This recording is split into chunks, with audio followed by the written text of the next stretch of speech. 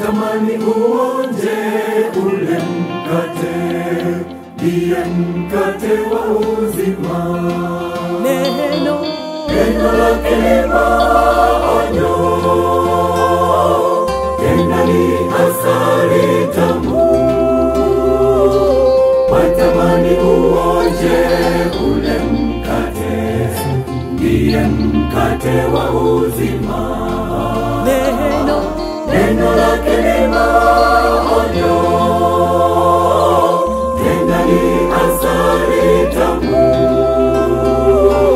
Watamani uonje ule mkate, ndiye mkate wa uzima.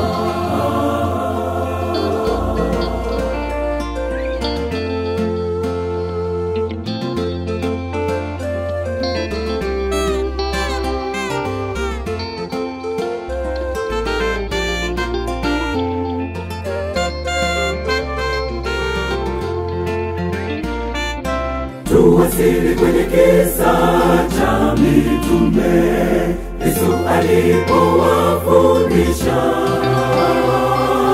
kutenda mapenzi yake, nao waliyatenda yalo mema, akawa pamoja nao. Neno lake ni maonyo, tena ni asali tamu. Watamani uonje ule mkate, ndiye mkate wa uzima. Neno lake ni maonyo, tena ni asali tamu. Watamani uonje ule mkate, ndiye mkate wa uzima.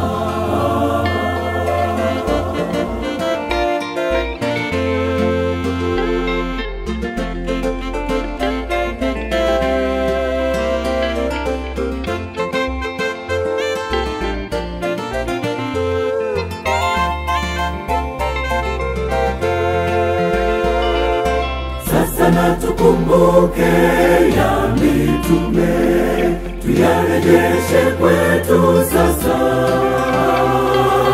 Tutende mapenzi yake. Yesu anatuonya tutubu dhambi, ndiye wakili wetu sasa.